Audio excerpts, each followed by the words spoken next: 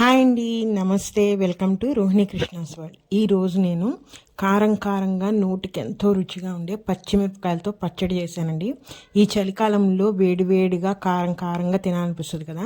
So నేను అందుకే పచ్చిమిరపకాయలతో పచ్చడి చేశాను. ఇట్లా వేడి అన్నంలో కొంచెం పచ్చడి వేసుకొని 2 చుక్కలు నెయ్యి వేసుకొని సైడ్గా ఏదైనా ఆమ్లెట్ కానీ పప్పు అంటే వడియాలు అప్పడాలు ఏమన్నా సైడ్ డిష్గా పెట్టుకోవచ్చు. నేనైతే సంక్రాంతి సీజన్ కాబట్టి ఇలా చెక్కలు పెట్టుకున్నానండి. ఈ చెక్కలు కాంబినేషన్లో తింటే అద్దరిపోతుంది. మరి ఈ పచ్చడి ఎలా చేసుకోవాలో చూపిస్తాను. ఫస్ట్ నేను ఇక్కడ ఒక 100 గ్రాముల పచ్చిమిర్చి తీసుకున్నానండి. తొడాలన్నీ శుభ్రంగా తీసేసి కడిగేసేసి పెట్టుకున్నాను. ఈ పచ్చిమిరపకాయలు కానీ ఇంకా దీంట్లోకి ఏం కావాలంటే చింతపండు అండి. చింతపండు కూడా మనం ఇట్లా చిన్న నిమ్మకాయ సైజ్ అంతా ముందే నానబెట్టుకొని ఉండాలి.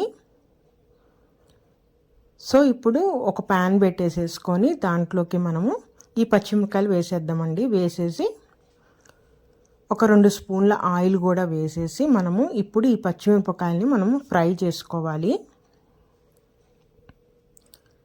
చాలా ఈజీ అండి ఈ పచ్చడి అనేది. ఈ పచ్చిమిరపకాయలు వేగినాయంటే మనకి ఇంకా పచ్చడి ఆల్మోస్ట్ 50% అయిపోయినట్టే. ఈ పచ్చిమిరపకాయలు అనేవి చక్కగా వేగాలండి. కలర్ చేంజ్ అయ్యే వరకు మనము వేయించుకోవాలి.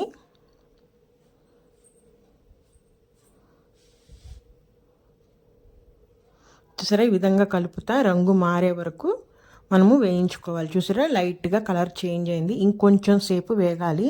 ఈ పచ్చిమిరపకాయలు మంచిగా వేగితేనే పచ్చడి అనేది మంచి రుచిగా ఉంటుంది, పచ్చి వాసన లేకుండా ఉంటుంది.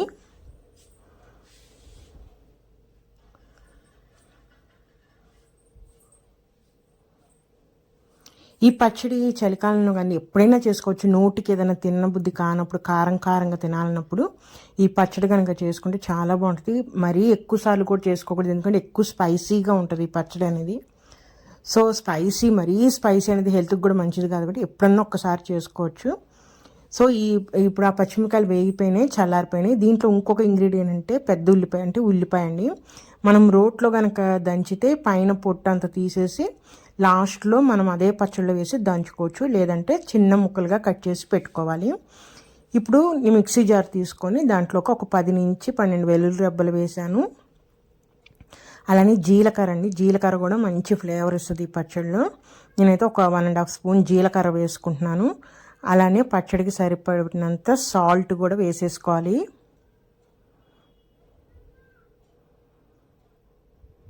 అలానే చింతపండు నానబెట్టాం కదండి, వాటర్ లేకుండా ఫస్ట్ ఆ చింతపండు వేసేసుకోవాలి. మనము గింజలు ఏమైనా ఉన్నాయేమో చూసుకొని ఆ గింజలన్నీ తీసేసి జస్ట్ నానబెట్టిన ఆ చింతపండు వరకు వేసుకోవాలి, వాటర్ వేయకుండా. ఇప్పుడు దీంట్లోకి ఇందాక వేయించి చల్లార్చుకున్న పచ్చిమిర్చి అండి. పచ్చిమిర్చి మొత్తం దాంట్లోకి వేసేసుకోవాలి. ఇంతేనండి ఇంగ్రీడియంట్స్. ఇంకా దీంట్లోకి ఇంకా ఏమి వేయని అవసరం లేదు. ఇంకా ఏది యాడ్ చేసినా దాని ఫ్లేవర్ యాడ్ అయ్యిద్ది, కానీ అంటే పచ్చిమిరపకాయల రియల్ టేస్ట్ అనేది పోతుంది. సో ఇదే ఇంక ఈ ఇంగ్రీడియంట్సే. ఇవన్నీ వేసేసుకొని ఒక్కసారి దీన్ని గ్రైండ్ చేయాలి, వాటర్ లేకుండా.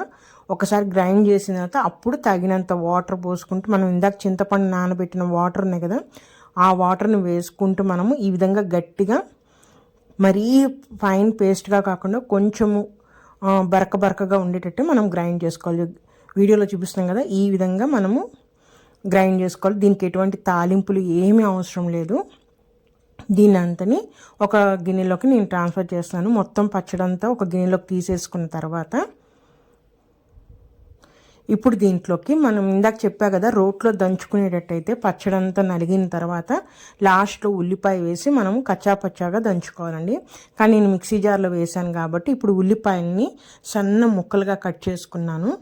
ఆ ముక్కల్ని దీంట్లోకి యాడ్ చేసేసి మొత్తము ఒకసారి కలిపేసుకోవాలి.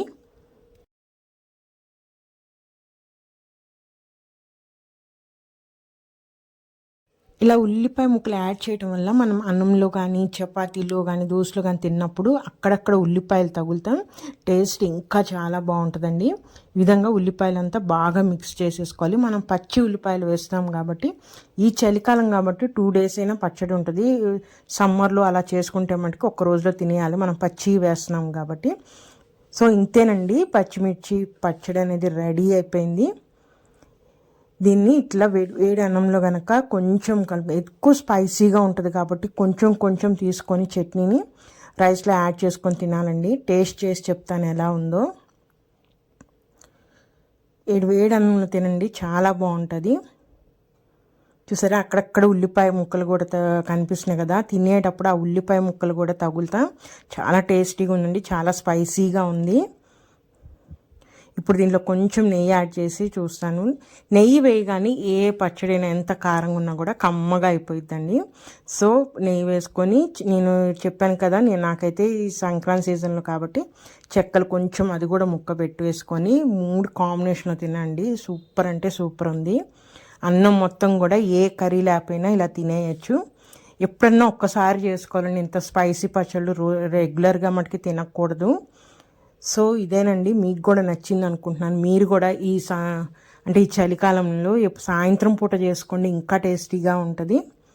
మరి ఇదేనండి ఈరోజు రెసిపీ. అయితే నా రెసిపీస్ కనుక నచ్చితే ప్లీజ్ సబ్స్క్రైబ్ మై ఛానల్, అలానే లైక్ చేయండి. మరొక మంచి రెసిపీతో మళ్ళీ కలుస్తాను. ఉంటానండి, బాయ్.